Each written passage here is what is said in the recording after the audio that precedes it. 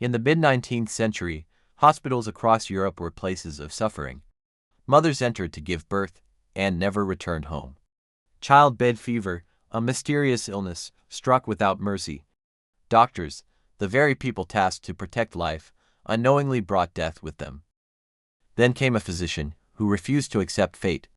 A man whose observations challenged the arrogance of his profession. A man who saved countless lives and paid a terrible price for it. His name was Ignaz Semmelweis. This is his story. In the early 1800s, medicine lacked a crucial truth. No one knew that tiny, invisible organisms caused disease. There were no gloves, no masks, no sterilized tools. Doctors would move from autopsies directly to the delivery room without washing their hands. Not out of cruelty, but ignorance. The leading medical theory of the time was miasma. The belief that foul air spread sickness. Hospitals smelled terrible. Doctors blamed the air, not themselves. Across Europe, a horrifying reality took shape. Women giving birth were safer at home than in a hospital. In Vienna, at the prestigious General Hospital, two maternity clinics operated side by side. Clinic 1, staffed by doctors and medical students. Clinic 2, staffed by midwives. Both served similar populations. Poor women seeking care and safety. Yet one crucial difference emerged. In Clinic 1, 1 in 10 mothers died. In some months, 1 in 3 never left alive. Meanwhile, Clinic 2 saw far fewer deaths. Women begged not to be sent to Clinic 1. Some gave birth on the street, hoping to avoid admission. Doctors were confused and defensive. They searched for explanations. Bad ventilation, sudden changes in climate. Fear from the priest walking the ward with a bell, the way women lay during childbirth. Everything was questioned, except the doctors themselves. The childbed fever struck fast, high fever, abdominal pain, foul discharge, rapid decline, within days death. Autopsies revealed the same thing. Pale, swollen organs filled with pus, a brutal internal infection. But without germ theory, no one understood what caused it. No one connected the symptoms, no one found the pattern. The true cause remained invisible, but everywhere. Doctors were gentlemen, professionals, the elite. They believed in their own superiority, especially over midwives, because of this arrogance. The difference in mortality between the two clinics was explained away. Midwives handle simpler births, doctors treat sicker women. It was a lie they told themselves to avoid a terrifying truth. Doctors were the source of death, but no one dared say it, not yet. Ignaz Philipp Semmelweis was born in 1818. In Buda, the western side of today's Budapest, he did not come from nobility. His father owned a successful shop, his mother raised 10 children. Ignaz was bright, curious, restless. At first, he studied law, but the logic of medicine, the idea that life and death could be understood, pulled him in a different direction. He moved to Vienna, the scientific center of the empire, and earned his medical degree in 1844. He specialized in obstetrics, childbirth medicine. He wanted to help mothers bring life into the world. He did not yet know how much death he would face instead. After graduating, Semmelweis joined the Vienna General Hospital as an assistant to Professor Johann Klein. In the first maternity clinic, he witnessed horror immediately. Every morning, bodies were taken from the ward to be buried. The women cried, they clutched rosaries. They begged not to be examined by doctors because they believed the doctors brought death. Semmelweis searched for rational answers. He compared records, patient ages, birth complications, weather, seasons, ventilation. None of these explained why Clinic 1 had such a high mortality, while Clinic 2, the midwives' clinic, was so much safer. Same patients, same illnesses, same procedures, only different staff.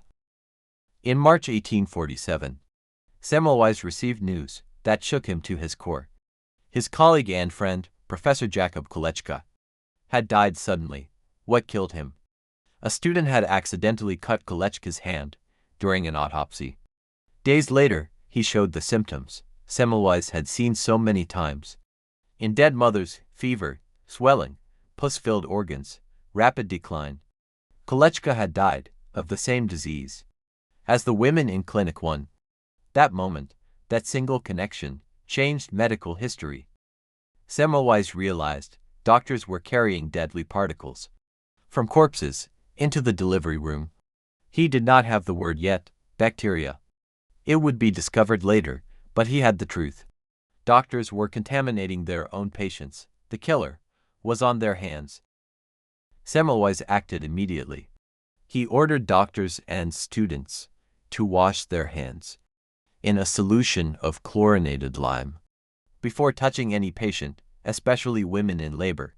Chlorine removed the smell of decay from the hands of the doctors, Semmelweis believed.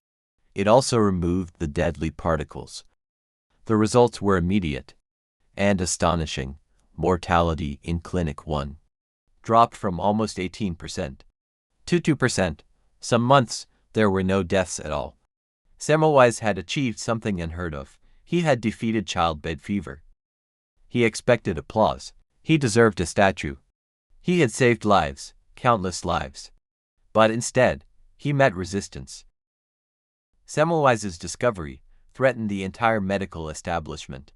To accept his findings meant accepting responsibility for past deaths.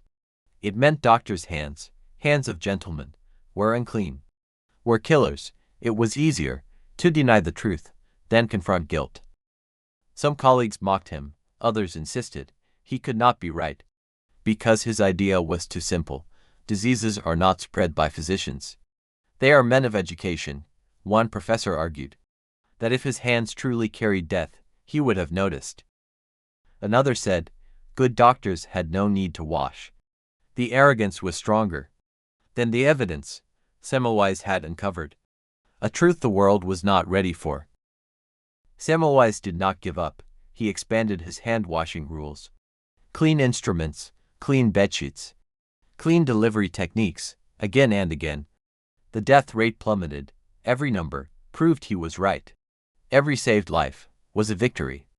But every challenge to authority made him an enemy. Semmelweis had discovered that doctors themselves spread disease. This was not just a medical theory. It was an accusation, a moral condemnation. If he was right, thousands of women had died needlessly.